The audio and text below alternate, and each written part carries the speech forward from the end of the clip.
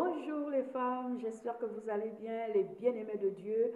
Vous voyez bien ce matin, je suis très en forme. Ce matin, je suis dans une joie immense. Je ne pourrais vous dire pourquoi, mais je sais que la source de cette joie, c'est Jésus-Christ de Nazareth. Il a encore fait des merveilles ce matin dans ma vie. Alors ce matin, je me suis réveillée avec un cantique. Il m'a réveillée ce matin avec un cantique et le cantique dit... j'ai un grand Dieu à mes côtés.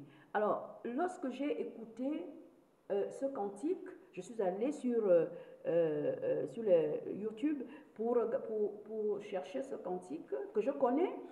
Et je voulais, parce que je sais que souvent Dieu, quand il vous réveille, en fait, du moins moi, quand le Seigneur me réveille le matin avec un cantique, ça veut dire qu'il veut me parler. C'est qu'il est en train de me parler au travers de ce cantique. Alors, je suis allée sur YouTube. J'ai cherché le cantique, c'est un cantique du jeune Jonathan Cambella. Alors je voulais comprendre ce qu'il dit, quelles sont les paroles. Et à ma grande surprise, tenez-vous bien, le Seigneur était en train de me dire justement ce que je voulais entendre, ce que je cherchais depuis quelques jours. Il était en train de me rassurer qui il est réellement dans ma vie et qui il est dans la vie de chaque femme. Il dit que tu n'as pas besoin de t'inquiéter de quoi que ce soit. Parce que je suis le grand Dieu, le Père responsable, celui qui prend soin de vous, celui qui prend soin de toi, celui qui s'occupe de tes dossiers, même les dossiers les plus hard, les dossiers les plus difficiles, c'est lui qui prend soin de ces dossiers. Alors, il te dit, tu n'as pas besoin d'être fâché, tu n'as pas besoin d'être inquiet, tu n'as pas besoin d'être perturbé, tu n'as pas besoin d'être divisé au-dedans de toi parce qu'il y a un souci, parce qu'il y a un problème, parce qu'il y a une opposition face à toi, parce qu'il y a une oppression qui est là, parce qu'il y a un rejet. Tu n'as pas besoin parce que tu dois savoir que moi, le grand Dieu, ton créateur, celui qui prend soin de toi tous les jours et de ta maison, je suis là. Alors, bien aimé, je ne vous dis pas. Ça m'a alors galvanisé, ça m'a requinqué. J'étais, mais alors là, dans une joie immense. Et depuis ce matin, je ne fais que chanter ce cantique, je ne fais que le chanter et je veux le partager avec vous. Je veux que vous chantiez ce cantique parce qu'il restaure au-dedans de nous. Il nous galvanise, il nous donne de la force de savoir qu'on n'est pas seul dans des difficultés, dans des problèmes que nous pouvons traverser. Il est là, le grand Dieu est là, le Dieu responsable. C'est lui qui prend soin de nous tous les jours. C'est lui qui prend soin des nôtres. C'est lui qui règle nos problèmes. C'est lui qui guérit les différentes maladies qui peuvent nous rendre faibles. C'est lui qui est là tous les jours pour nous porter. C'est lui qui est tous les jours là pour faire de nous des femmes d'impact que nous sommes. Alors ce matin, je voulais changer le décor, non seulement à cause de cette joie, mais pour vous les femmes, qu'est-ce que je ne ferai pas? Je voulais me tenir debout, les femmes, pour vous, parce que vous le méritez, à cause du fait que vous êtes des femmes battantes, vous êtes des femmes d'influence, vous êtes des femmes de destinée, vous êtes des femmes de distinction. Vous méritez qu'on se lève pour vous.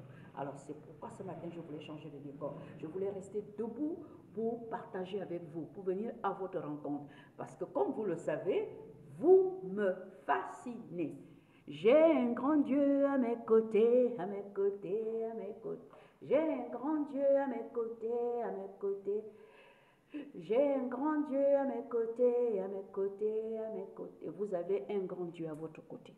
Vous n'avez pas besoin de vous inquiéter de quoi que ce soit. Vous n'avez pas besoin de vous inquiéter de qu'est-ce que je vais manger ce matin, qu'est-ce que je vais faire ce matin, qu'est-ce que je peux faire ce matin. Non, bien aimé.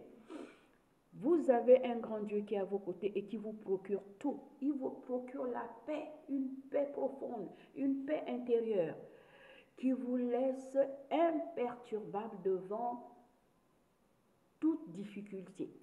Vous avez un grand Dieu qui vous procure la joie, comme il me l'a procuré encore ce matin. Vous avez un grand Dieu qui dispose la faveur pour vous en tout et pour tout.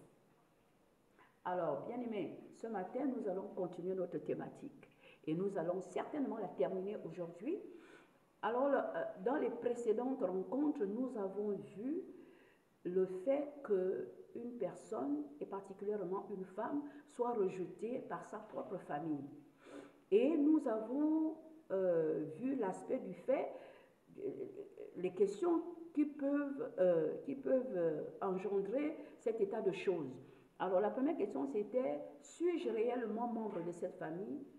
Parce que pour que je puisse subir un tel rejet, je me pose des questions de savoir, suis-je réellement un membre de cette famille? Suis-je réellement la fille de mes parents ou suis-je réellement la sœur de mes frères et sœurs? Nous avons répondu à cette question. Deuxième question, c'était, ai-je fait quelque chose qui a motivé l'attitude de ma famille envers moi? Et la troisième question, c'est, la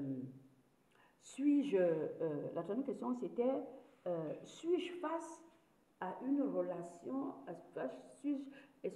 suis-je face à un échec relationnel familial? C'était la troisième question. Aujourd'hui, la quatrième question, c'était, est-ce une volonté parfaite de Dieu? C'est sur cette question que nous allons partager, nous allons voir ensemble comment un rejet familial peut être une volonté parfaite de Dieu dans notre propre vie. C'est cela que nous allons voir aujourd'hui. Et nous allons nous appuyer sur deux personnages bibliques qui ont vécu cela et qui ont découvert que, ayant vécu cela, en fait, c'était une volonté parfaite divine pour qu'ils puissent rentrer dans leur destinée. À tout de suite.